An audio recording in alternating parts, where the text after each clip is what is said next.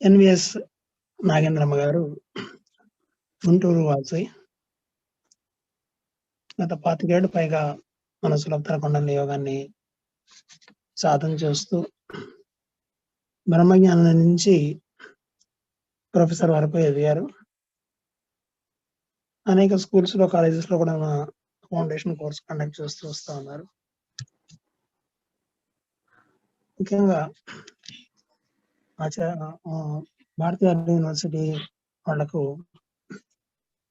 విద్యార్థులకు మరి PG diploma in వైహెచ్ఈ అలాగే ఎంఏ కోర్సులు కూడాను కొన్ని రోజుల పాటు కండక్ట్ చేశారు.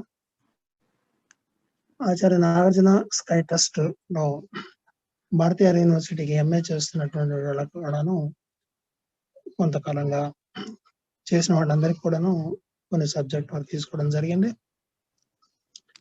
ఇంతేకాకుండా వారు చదువుకున్నటువంటి మూడు హనుమాయమ్మ గర్ల్స్ హై స్కూల్లో కూడా అంత పేద విద్యార్థులు వాళ్ళకి 4-5 ఏళ్ల బట్టి ఫౌండేషన్ కోర్సు వాలంటరీగా చేస్తూ వస్తూ ఉన్నారు. అలాగే నారాయణమూర్తి గారి మైక్రోసాఫ్ట్ నారాయణమూర్తి గారి భార్య స్థాపించినటువంటి బదిరులకు సంబంధించినటువంటి ట్రస్ట్ లో గుంటూరులో ఉంది ఆ ట్రస్ట్ లో ఉండేటటువంటి మూగ బదిర చెవి గుడ్డి అలా ఉండేటటువంటి విద్యార్థులందరికీ కూడా గత 3 ఏళ్లుగా కూడాను మన ఫౌండేషన్ కోర్స్ ఆ విద్యార్థులకు వైవైలో ఫౌండేషన్ కోర్స్ నిర్వహిస్తూ వస్తున్నారు. వారిని మరి చిరు పరిచయంతో వారిని ధర్మో రక్షతి రక్షిత అనేటటువంటి సబ్జెక్ట్ ని ఈరోజు మనకు తెలియజేస్తారు. Over to Nagendramma. సుఖినో భవంతు సార్. థ్యాంక్ యూ సార్ నన్ను పరిచయం చేయడానికి. లోకా సమస్త సుఖినో భవంతు, సర్వే జన సుఖినో భవంతు. గురువే తోడు, గురువే దైవం. పూజ్య గురుదేవులు వేదాద్రి మహర్షి వారి అనుగ్రహ ఆశీస్సులతో ఈరోజు మళ్ళీ మేము ముందుకు వచ్చి ఈ క్లాస్ ధర్మో రక్షతి రక్షిత అనేటువంటి సబ్జెక్ట్ చెప్పడానికి నాకు అవకాశం కల్పించినటువంటి మన ఎస్డిసి కోఆర్డినేటర్ సార్, మన స్టేట్ కోఆర్డినేటర్ శ్రీ కోట అరుణబాబు గారికి, గురుతుల్యులు నా సహృదయపూర్వక నమస్సుమాంజలి. అలాగే వనజ మేడం గారికి, నాకు జూమ్ ద్వారా ఈ అవకాశం కల్పించినటువంటి కిరణేశ్వరి మేడం వారి టీం అందరికీ, ఈరోజు ఈ క్లాస్లో పార్టిసిపేట్ చేస్తున్నటువంటి నా యోగ మిత్రులందరికీ నా హృదయపూర్వక నమస్సుమాంజలి. మన డబ్ల్యూసిసి ప్రెసిడెంట్ గారికి ఈ అవకాశం జూమ్ ద్వారా మనకి ఏర్పాటు చేశారు, వారికి నా నమస్సుమాంజలి తెలియజేసుకుంటూ ఈరోజు క్లాస్ ప్రారంభించుకుందాం. నా సబ్జెక్ట్ ధర్మో రక్షతి రక్షితః. ధర్మాన్ని మనము ఆచరించి పరిరక్షించినట్లయితే ఆ ధర్మమే మనల్ని రక్షిస్తుంది, కాపాడుతుంది అనేటువంటిది వేదవాక్యం, శృతివాక్యం. అనాదిగా వేదమే అన్నిటికీ ప్రమాణం కనుక ఈ ధర్మాన్ని యుగ యుగాలుగా ధర్మం మార్పు చెందుతూ వచ్చింది. కృతయుగం, త్రేతాయుగం, ద్వాపర యుగం, కలియుగం. ఎప్పుడు కూడా మానవుల్లో దైవీ సంపద, అసురీ సంపద రెండు ఉన్నాయి. కృతయుగంలో ఆ దైవమే ఎప్పుడైతే ఈ ధర్మానికి మనము ఆచరించేటప్పుడు రాక్షస ప్రవృత్తి వల్ల హాని కలుగుతుందో, అధర్మం ప్రబలిపోయినప్పుడు దైవమే మానవ రూపాన్ని స్వీకరించి మన మధ్యలోకి వచ్చి మళ్ళీ ధర్మ ప్రతిష్టాపన చేస్తారు. దీన్నే గీతలో శ్రీకృష్ణుడు చక్కగా మనకు వివరించారు. యదా యదా హి ధర్మస్య గ్లానిర్భవతి భారత అభ్యుత్థానమత అధర్మస్య తదాత్మానం సృజామ్యహం అని చెప్పి శ్రీమద్ భగవద్గీతలో పూర్ణ అవతారమైనటువంటి శ్రీకృష్ణుడు తెలియజేశారు.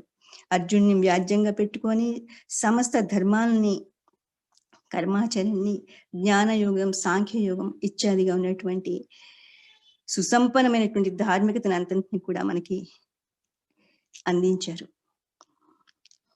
అర్జునుడి విషాద దశ నుంచి అతన్ని యుద్ధోన్ముఖాన్ని చేయడానికి కోసం అని చెప్పినటువంటి జ్ఞానమే ధార్మికతతో నిండి ఉంది. అటువంటి పరిస్థితుల్లో కృతయుగంలో హిరణ్యాక్షుడు, హిరణ్యకశిపుడికి జన్మించినటువంటి కుమారుడు ప్రహ్లాదుడు బాల్య వ్యవస్థ నుంచే ఆ దైవనామ స్మరణతోటి దైవంతో అనుసంధానమయ్యి చాలా ఉన్నత స్థితికి చేరిన విషయం మనకు తెలిసిందే. అప్పుడు అలాగే త్రేతాయుగంలో రామచంద్రుడు, రామో విగ్రహవాన్ ధర్మ, రామచంద్రుల వారు మూర్తి భవించిన ధర్మానికి నిదర్శనం. రాక్షస సంహారం కోసం అరణ్యవాసం, తండ్రి యొక్క మాట జవదాటకుండా సత్యవాక్ పరిపాలనతో వారు రాక్షస సంహారం చేశారు, రావణాసురుని సంహరించారు, ఇంకా అనేక మంది రాక్షసుల్ని వారు సంహరించిన విషయం మనకి విదితమే.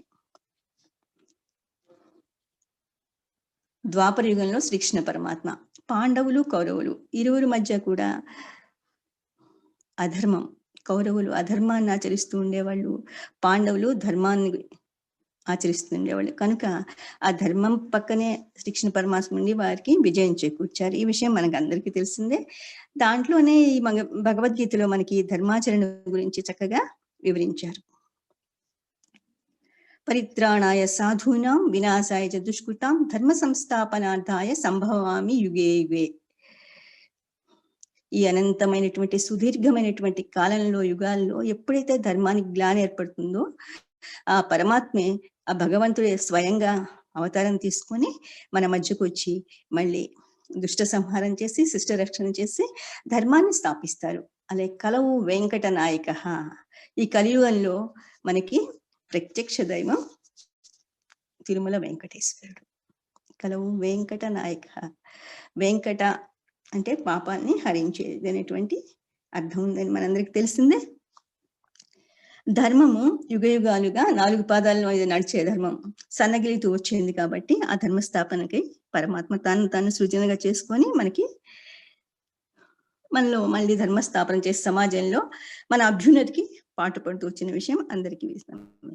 మనం తిరుమలకి వెళ్ళినప్పుడు ధర్మో రక్షతి రక్షిత అనేటువంటి పెద్ద పెద్ద బోర్డ్స్ డిస్ప్లేస్ చేస్తుంటాయి, ఎక్కడ డిస్ప్లే చేస్తుంటాయి అనమాట. అవన్నీ కూడా ధర్మాన్ని పరిరక్షిస్తే ఆ ధర్మమే మిమ్మల్ని కాపాడుతుంది అనేటువంటి భావనతో అనాదిగా మహాజ్ఞానులు, పెద్ద పెద్ద పీఠాధిపతులు, జగద్గురువులు, పెద్దలందరూ కూడా ధార్మిక జీవనం అనేది చాలా అవసరం అనేది నిర్దేశించారు.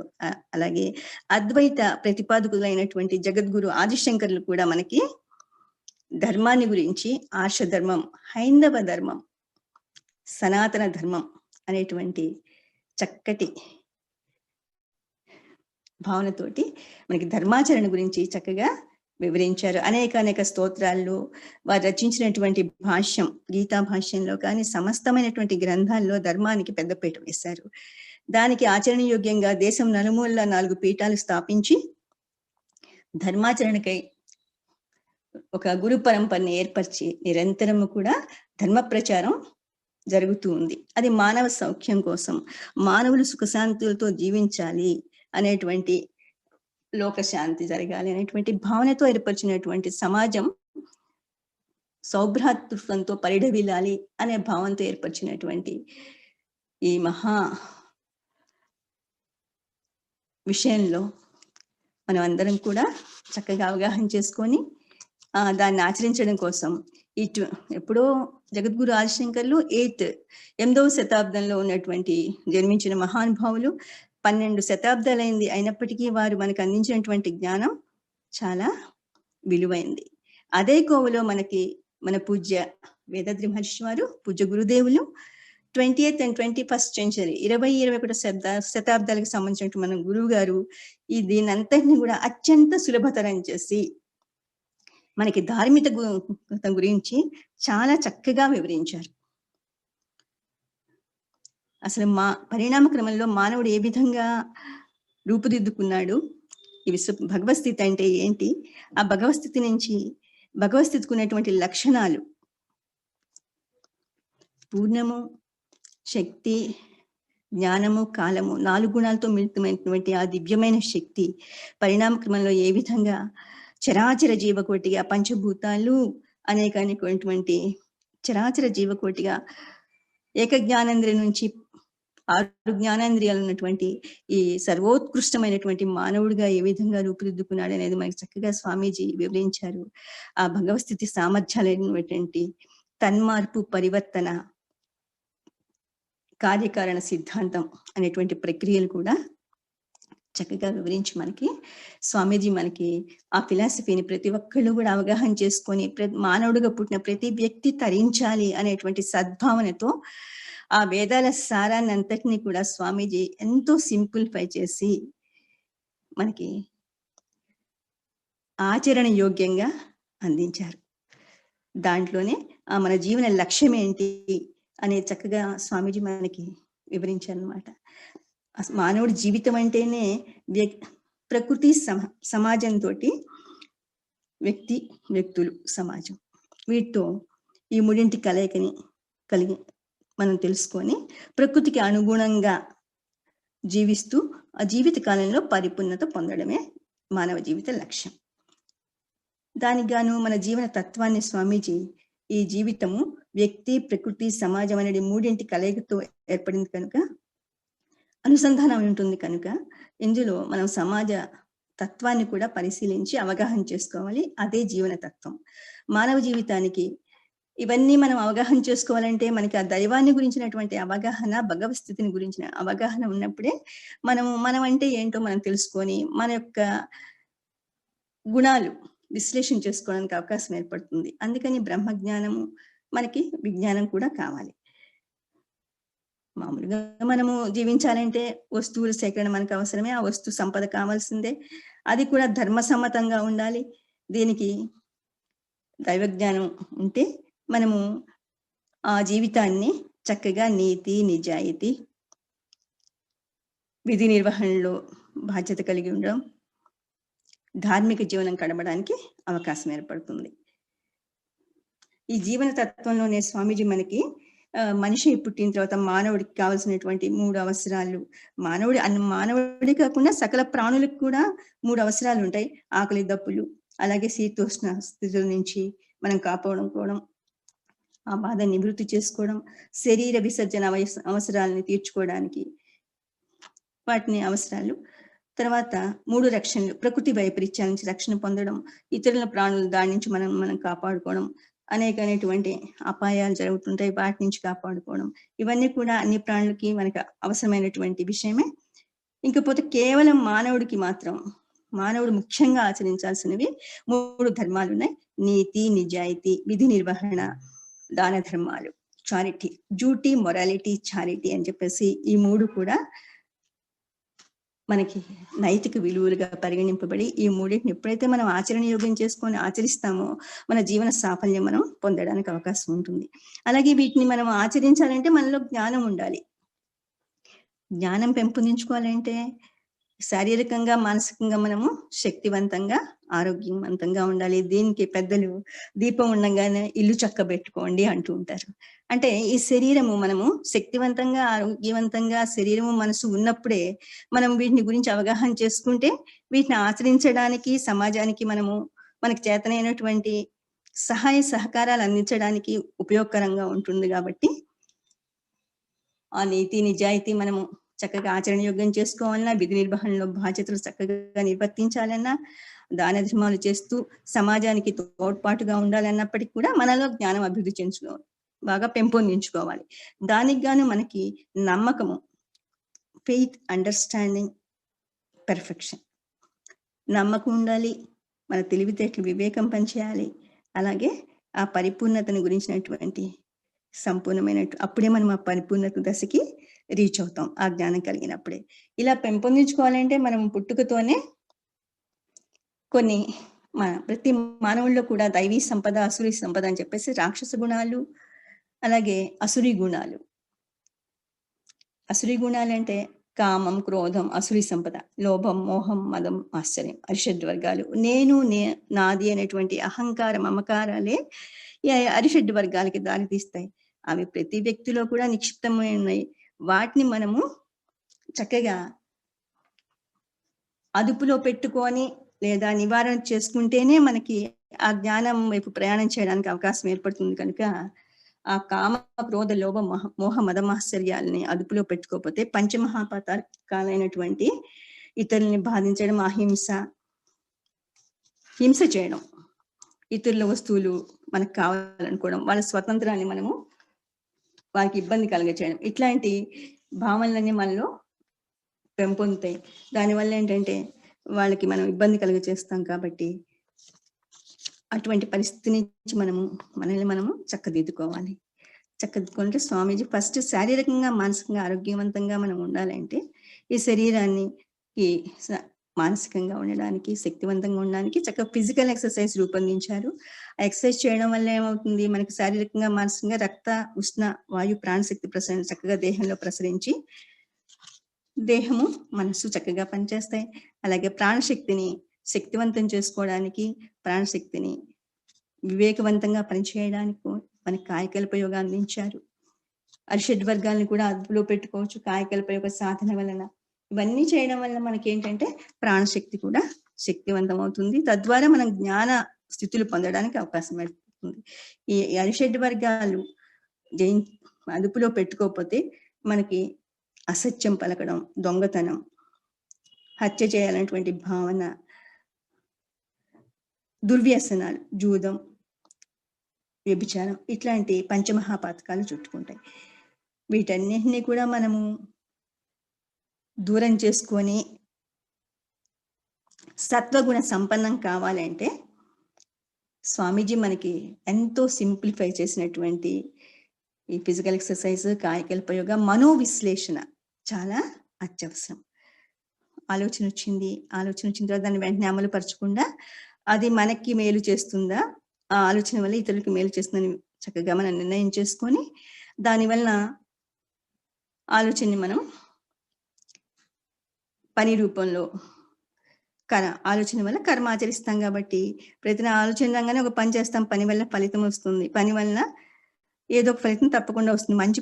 మంచి ఆలోచన వల్ల మంచి పని చేస్తే మంచి ఫలితం వస్తుంది. అలాగే మనం చేసేటువంటి ఆలోచన ఇబ్బందికరంగా ఉంటే ఆ పని కూడా అలాగే ఉండి ఆ ఫలితం కూడా ఇబ్బందికరంగానే ఉంటుంది. దానివల్ల మనకి సుఖ దుఃఖాలు, కష్ట నష్టాలు ఇత్యాదిగా మనము బాధపడాల్సి వస్తుంది. కాబట్టి వాటిని ఒక్కసారి మనము అవగాహన చేసుకొని చేయాలంటే మనలో వివేకము పెంపొందింప చేసుకోవాలి. ఆ వివేకం పెంపొందించుకోవాలంటే మనసు చక్కగా పనిచేయాలి. ఇంద్రియాల లోలుత్వం నుంచి మనసుని ఇంద్రియ భోగాలు అనుభవించడం, ఆహార విహారాల్లో పరిమితి పద్ధతి పాటించాలి. స్వామి చెప్పినట్టు ఇంద్రియాలని ఇష్టం వచ్చినట్టు ప్రవర్తించనీయకుండా శబ్ద స్పర్శ రూప సంగంధాల ద్వారా నిరంతరం ఖర్చవుతున్నటువంటి ఆ జీవకాంత శక్తిని మనము సరైన మార్గంలో స్టోర్ చేసుకున్నట్లయితే ఈ వివేకాన్ని పెంపొందింప చేసుకుంటాం. ఆ ప్రశ్నలన్నిటికీ ఆటంకాలకుండా చూడాలంటే స్వామీజీ మనకు అందించినటువంటి ఈ ఫిలాసఫీలో మనోవిశ్లేషణ అత్యంత ఉన్నతమైంది. ఆ మనోవిశ్లేషణ చేసుకుంటూ మన సాధనను రూపుదిద్దుకున్నట్లయితే మనం ఆ దశకి చేరడానికి అవకాశం ఉంటుంది. భగవస్థితిని, ఆలోచనల విశ్లేషణ, కోరికల్ని నిధివంతం చేసుకోవడం, అలాగే కోపం ముఖ్యంగా అన్నిటికీ మూలం కోపం. అహంకారం వల్ల ఇవన్నీ జనిస్తాయి. కాబట్టి ఆ కోపాన్ని మనం కంట్రోల్ చేసుకున్నట్లయితే మిగతావన్నీ కూడా ఆటోమేటిక్ కంట్రోల్ అవుతాయి. కామం, క్రోధం, లోభం ఈ 3 చాలా మనిషిని పతనావస్థకు తీసుకొచ్చేటువంటి. కామం అంటే కోరిక ఉండొచ్చు, కోరిక నీతివంతంగా ఉండాలి. ఆ కోరిక వల్ల మనం కానీ మన చుట్టుపక్కల కానీ ఇతరులు కానీ ఎవరు కూడా ఇప్పుడు కానీ ఇక ముందు కానీ ఎప్పుడు బాధపడకుండా చూడటమే అది నీతి నిజాయితీతో కూడినటువంటి కోరిక. అలాగే దాన్ని అనుసరించి మనం చేసే పనులు కూడా నీతి నిజాయితీగా ఉన్నట్లయితే మన విధి నిర్వహణ చక్కగా చేయగలుగుతాం. మన నడవడికలో మార్పు వస్తుంది. తద్వారా సమాజంలో మనం చేసే పనుల్లో మనకి ఒక నైపుణ్యం ఏర్పడుతుంది. సమాజంలో అందరి చేత కూడా మనం గౌరవించబడడానికి కూడా అవకాశం ఉంటుంది. కాబట్టి ఈ విషయంలో మనము స్వామీజీ ఇచ్చినటువంటి చక్కటి ఆలోచనల్ని విశ్లేషణ చేసుకునే విధానం, కోరికల్ని నిర్వింపం చేసుకునేటువంటి విధానం, అవన్నీ కామాన్ని, క్రోధాన్ని అదుపులో పెట్టుకునే విధానం. క్రోధం వల్ల సమస్తం కూడా మనకి శారీరకంగా, మానసికంగా ఇబ్బంది కలుగుతుంది. తద్వారా సమాజానికి కూడా ఇబ్బంది కలుగుతుంది. కాబట్టి దాన్ని చాలా మనం అదుపులో పెట్టుకొని కోపం ఎందుకు వస్తుంది అనేది ఒక్కసారి విశ్లేషించుకున్నట్లయితే స్వామీజీ ఇచ్చినటువంటి ఆ సాధన పద్ధతిలో మనము ధ్యానం చేసిన తర్వాత చేసినట్టు ధ్యానం చేయడం వల్ల మనకి ఇవన్నీ కూడా కంట్రోల్ చేసుకునే అవకాశం ఉంటుంది. ధ్యానం అన్నిటికీ తపస్సు వల్లనే ధర్మాచరణ కూడా చేయడానికి మనకి ఆచరణ యోగ్యం అవుతుంది. కాబట్టి తపస్సులు, ఆజ్ఞ, శాంతి, తుర్యం ఈ 3 చేయడం వల్ల ఏమవుతుందంటే మనలో ఉన్నటువంటి ఈ జంతు లక్షణాలన్నీ కూడా చక్కగా ధ్యానం చేసిన తర్వాత మౌన స్థితిలో విశ్లేషణ చేసుకున్నట్లయితే వీటిని కంట్రోల్ చేసుకుంటాం. ఆ లోభం వల్ల ఎప్పుడు నేను, నాది అనేటువంటి భావంతో మనం సంపాదించినటువంటి వస్తు సామగ్రి కానీ, ధనధాన్యాదులు ఇత్యాదివన్నీ కూడా నాది అనేటువంటి భావన ఉన్నప్పుడు మనకి ఏమి ఉపయోగపడదు. ఎప్పుడైతే ధర్మాచరణకు ఉపయోగపెడతామో అది మనకి మేలు చేస్తుంది. తద్వారానే మన కర్మలన్నీ కూడా ప్రక్షాళన అవడానికి అవకాశం ఉంటుంది. శారీరక, మానసిక శుద్ధి లభిస్తుంది. ఇంకపోతే ఇప్పుడే జస్ట్ మనం తుర్యాతీత మెడిటేషన్ చేసాం. ఈ ధ్యానం చేయడం వల్ల తపస్సు అనేది అత్యంత ముఖ్యమైనది. మన మనోవేగ తరంగాల స్థితి చాలా సూక్ష్మాతి సూక్ష్మమైనటువంటి స్థితికి వస్తుంది. కాబట్టి ఆ స్థితిలో మనం విశ్లేషణ చేసుకున్నట్లయితే మనలో ఉన్నటువంటి ఆ సంచిత ప్రారబ్ధ కర్మలన్నీ కూడా నెమ్మదిగా క్లియర్ అయిపోతూ ఉంటాయి. డే బై డే సాధన వల్ల మనం ఎంత లోతుగా మెడిటేషన్ చేయడానికి ఎక్కువ ఇష్టపడి చేస్తామో తద్వారా మనలో ఉన్నటువంటి ఆ శారీరక, మానసికమైనటువంటి కల్మషాలన్నీ కూడా శుభ్రంగా క్లియర్ అవ్వడానికి, ప్రక్షాళన కావడానికి అవకాశం ఏర్పడుతుంది. అందువల్ల తుర్యాతి స్థితికి వెళ్ళినప్పుడు మనలో ఉన్నటువంటి ఆ సంచిత కర్మలన్నీ కూడా డిజాల్వ్ అయిపోతాయి. కాబట్టి మన మనసు ఆ భగవత్ స్థితిలో అనుసంధానం అవుతుంది. కనుక తద్వారానే మనలో ప్రేమ, కరుణ, తోటివారు కూడా అదే భగవత్ స్వరూపాలు అనేటువంటి భావన మనలో ఉత్పన్నమై సమాజానికి, అందరికి కూడా మనము సేవ చేయడానికి ముందుకొస్తాం. అప్పుడే మనం మన జీవిత లక్ష్యాన్ని మనం ఒక మార్గంలో చేసుకుంటూ సమాజానికి ఉపయోగపడినప్పుడే మన జీవిత లక్ష్యం నెరవేరటానికి కూడా అవకాశం ఏర్పడుతుంది. అందుకనే తిరువళ్ళ వారు కూడా అంటారు తిరుక్కురళ్ళలో, అణుకువ దైవగుణమసగా అహంకారము అరిషడ్వర్గాల్ని నిద్రలేపుతుంది. మనం ఎప్పుడైతే మనలో అణుకువ, వినయం ఇవన్నీ ఉంటాయో తద్వారానే మనము ఆ దైవీ స్థితిని అవగాహన చేసుకొని అనుసంధానం అవడానికి ఏర్పడుతుంది. లేదా అంటే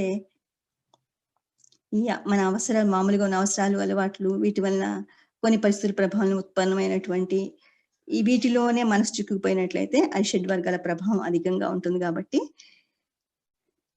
వాటిని మనము దూరం చేసుకోవడానికి తపస్సు అత్యంత ముఖ్యమైనది. ఆ మనోవేగ తరంగాల స్థితి చాలా సూక్ష్మత ఉంటుంది. కాబట్టి ఆ స్థితిలోనే మనము సంకల్పించుకున్నట్లయితే మనము సమాజానికి చక్కగా ఉపయోగపడతాం. టోటల్గా మన నడవడికలో మార్పు రావడానికి అవకాశం ఏర్పడుతుంది. ఆ మౌనం వలన కూడా మనము వీటన్నిటిని సరి చేసుకోవచ్చు అన్నమాట. కామ, క్రోధ, లోభాలు, ముఖ్యంగా కామాన్ని తృప్తితో, క్రోధాన్ని సహనంగా ఉంటూ ఈ విధంగా మనము జయించినట్లయితే లోభాన్ని దాతృత్వంతో, మదం, మాత్సర్యం, అహంకారం ఇట్లా సమత్వ భావనతో, మోహం, వాటిని పగ, ఈర్ష్య, అసూయ, ద్వేషాలన్నింటినీ జయించినట్లయితే మనము సమాజానికి చక్కటి ధార్మిక కార్యాలు చేయడానికి అవకాశం ఏర్పడుతుంది. ఈ విధంగా ఈ అరిషడ్వర్గాల అసురీ సంపద నుంచి మనం బయటపడినట్లయితే మనలో మంచి మార్పు వస్తుంది, నడవడికలో మార్పు వస్తుంది. అనాదిగా ధార్మికత, ధర్మం అంటే వస్తువులకి ఎన్నో ధర్మాలు ఉంటాయి. ఒక వస్తు ధర్మం, కుల ధర్మం, వృత్తి ధర్మం ఎన్నో ఉన్నాయి. చాతుర్వర్ణ్యం మయా సృష్టం అని చెప్పేసి కృష్ణ పరమాత్మ గీతలో చెప్పినట్లు ఈ చతుర్వర్ణాల వాళ్ళకి నిర్మించినటువంటి ధర్మాలు ఉంటాయి. ఆ ధర్మాలని వృత్తి ధర్మాలు అంటారు. ఆ వృత్తి విద్యను కూడా ఆచరించి మనము చక్కగా ఆయా ధర్మాలు నిర్వర్తిస్తూ సమాజానికి ఉపయోగపడడం వల్ల కూడా మేలు జరుగుతుంది. దానికే గీతలో కృష్ణ పరమాత్మ చెప్తారు, యద్యదాచరతి శ్రేష్ఠ యద్యత్ ఆచరితి శ్రేష్ఠ తత్తదేవేతరో జనః సయత్ ప్రమాణం కృతే లోకః తదనువర్తతే. శ్రేష్టమైనటువంటి పురుషులు ఏమి ఆచరిస్తారో అదే ఇతరులు కూడా ఆచరించినట్లయితే, మనం కూడా ఆచరించినట్లయితే అది ప్రమాణంగా తీసుకొని ఆచరిస్తే మేలు జరుగుతుంది. ధ్యానేన పాపం వినశ్యతి. ధ్యానం చేయడం వల్ల మన కర్మలన్నీ కూడా నశించిపోతాయి, పాప కర్మలు, సిన్ ఇంప్రింట్స్ అన్ని కూడా ప్యూరిఫికేషన్ జరుగుతుంది. జ్ఞానినః తత్వదర్శినః. జ్ఞాని అయిన వాడు మాత్రమే ఆ తత్వాన్ని, భగవత్ స్థితిని దర్శించడానికి అవకాశం ఏర్పడుతుంది. కాబట్టి ఈ కామ క్రోధాలన్నింటినీ కూడా మనము నిర్మూలన చేసుకొని విధి నిర్వహణలో చక్కగా మన బాధ్యత ఏంటో గుర్తిరిగి, స్వామీజీ మనకి సకల వేదాల సారాన్ని, సకల శాస్త్రాలు, పురాణాలు, ఇతిహాసాలు ఇత్యాదిగా ఉన్నటువంటి అన్ని శాస్త్రాల సారాన్ని కూడా 2 సంకల్పంలో రోజు చెప్పుకునేటువంటి 2 విషయాల్లో మనకు అందించారు. నేను నా జీవిత కాలంలో ఎవరిని శారీరకంగా, మానసికంగా బాధించను. కష్టాల్లో ఉన్న వారికి నా వల్ల సాధ్యమైన సహాయం చేస్తాను. ఈ 2 కూడా మనము నిరంతరము మననం చేసుకుంటూ ఆచరణ యోగ్యం చేసుకున్నట్లయితే మనము ధార్మిక జీవనాన్ని చక్కగా ఆచరించవచ్చు, ధార్మికతని పెంపొందింప చేసుకోవచ్చు. ఆ ధార్మికత పెంపొందాలి మనలో అంటే మనము వీటిని ఆచరిస్తూ సమాజంలో మనకున్న దాంట్లో ఎవరైతే అవసరతతో ఉన్నారో వారికి ఆ అవసరత గుర్తెరిగి మనము వారికి సేవ చేస్తూ దానం చేసినట్లయితే మనకున్న దాంట్లో మన జీవిత లక్ష్యం నెరవేరినట్లే. భగవదనుభూతి పొందడం వల్లనే ధర్మబద్ధమైన జీవితం గడపడానికి వీలవుతుంది. ప్రతి ఒక్క మనిషి భగవత్ స్థితిని ఎరిగినప్పుడు ఇతరులకు దుఃఖాన్ని కలిగిస్తే భగవత్ స్థితిని మనము బాధ పెట్టినట్లే, దుఃఖం కలుగజేసినట్లే అవుతుంది. కాబట్టి ఇతరులకు మనోవక్కాయ కర్మల ద్వారా దుఃఖాన్ని కలిగించకుండా మనం జీవించాలి. దుఃఖంలో ఉన్న ప్రాణులకి, కష్టాల్లో ఉన్న ప్రాణులకి మన వలన అయినటువంటి సహాయం చేయాలి. ఈ విధంగా మన ప్రవర్తనని మార్చుకొని మనం సుఖ సంతోషాలతో ఉండవచ్చు, ఇతరులను కూడా సుఖ సంతోషాలతో ఉంచడానికి అవకాశం ఏర్పడుతుంది. మంది ఏదైనా సరే ఉన్నది ఉన్నట్లుగా మనం తెలుసుకోవడం, మంచిని చేయడానికి ముందుకు రావాలి. అది ఎప్పుడు సాధ్యమవుతుందంటే మన మనస్సు ప్రశాంత స్థితిలో ఉన్నప్పుడే సాధ్యమవుతుంది. ఆ మనసుకు ప్రశాంత స్థితి ఎప్పుడు వస్తుందంటే ధ్యానం వల్లనే సాధ్యం. దానికి చిన్న సుమతి శతకంలో సిరిదా వచ్చును సలిలితంగా నారికేల సలిలము భంగిన్ సిరిదా బోయిన పోవును కరిమింగిన వెలగ పండు కరణిని సుమతి. అంటే మనకున్నటువంటి సిరి సంపదలన్నీ కూడా మనకి మన సంస్కారాల వల్ల వచ్చినవే, కానీ అవన్నీ కూడా ఎట్లా వస్తాయో ఎట్లా పోతాయో తెలియదు. కాబట్టి ఆ సిరి మనకు ఉన్నప్పుడే దాన ధర్మాలకి మనము ఉపయోగపెట్టినట్లయితే మన జీవితం ధన్యం అవుతుంది. ఈ తను ఎవరి సొమ్ము తనదని పోషింప, ద్రవ్యం ఎవరి సొమ్ము దాచుకొనగా, వ్రణం ఎవరి సొమ్ము పారిపోకను నిల్వ, విశ్వదాభిరామ వినురవేమ. ఈ శరీరమాజ్యం ఖలు ధర్మ సాధనం, పరోపకారార్థం ఇదం శరీరం అన్నారు మన పెద్దలు. కాబట్టి ఈ శరీరం నేను, నాది అనేటువంటి భావన కాకుండా శరీరాన్ని మనం శక్తివంతంగా, ఆరోగ్యవంతంగా స్వామి చెప్పినట్లు, స్వామీజీ మనకు అందించినటువంటి ఫిలాసఫీలో ఉన్నటువంటి అన్ని ప్రక్రియలు ఫాలో అవుతూ శక్తివంతంగా ఉంచుకొని మన దగ్గర ఉన్నటువంటి ద్రవ్యాన్ని దాచుకొని స్వార్థంగా ఉపయోగించుకోకుండా నిస్వార్థంగా సేవ చేయడానికి, ఎవరికి మనకు ఉపయోగించుకుంటూ మన అవసరాలను నెరవేర్చుకుంటూ సమాజానికి కూడా ఉపయోగించినట్లయితే చాలా ఉన్నతంగా ఉంటుంది. అది గుర్తెరిగి మనము దాన ధర్మాలు ఆచరించినట్లయితే మనకి ఎంతో ఉన్నతిని చేకూరుస్తుంది. ఈ విధంగా ఎంతో మంది మహానుభావులు మనకి ధర్మాన్ని గురించి, హైందవ ధర్మ ప్రచారం గురించి నిరంతరము మనం వింటూనే ఉంటాం. ధర్మ ప్రచారాలు అందించారు. వాటిని మనం చక్కగా మన స్వామీజీ మనకి ఇచ్చినటువంటి ప్రతి ఫిలాసఫీలో ఫిజికల్ హెల్త్ కానీ, కాయకల్ప రిజువినేటింగ్ లైఫ్ ఫోర్స్ మన మనసుకు సంబంధించి కానీ, అలాగే అణుకువ సచ్చీలత వాటిలో కానీ, బ్రహ్మజ్ఞానంలో కానీ అంతా కూడా ధార్మికతతో నిండి నిక్షిప్తం చేశారు. తద్వారానే మనం ఈ స్వామీజీ యొక్క ముఖ్య ఆశయము ప్రపంచ శాంతి.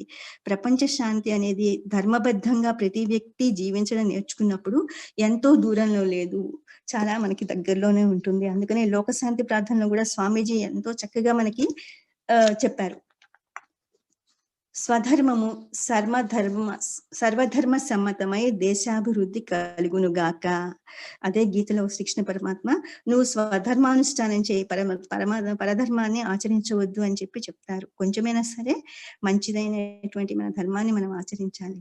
స్వామీజీ ఎంతో చక్కగా ప్రపంచ శాంతి కోసం పాటుపడడానికి చాలా ధార్మికతతో కూడినటువంటి పద్ధతుల్ని ప్రతి విషయంలో కూడా నిక్షిప్తం చేసి, ప్రతి పాఠ్యాంశంలో కూడా నిక్షిప్తం చేశారు. చెప్పాలంటే మనం దాన్ని చక్కగా అవగాహన చేసుకొని మనం ఆచరించినట్లయితే మన జీవితం ధన్యత, ధార్మిక జీవితం అనేది ఈ జీవితము తరిస్తుంది, ధన్యత ఏర్పడుతుంది. జీవన లక్ష్యాన్ని చేరడానికి కూడా అత్యంత సులువైన మార్గం ధర్మో రక్షతి రక్షితః అనేది.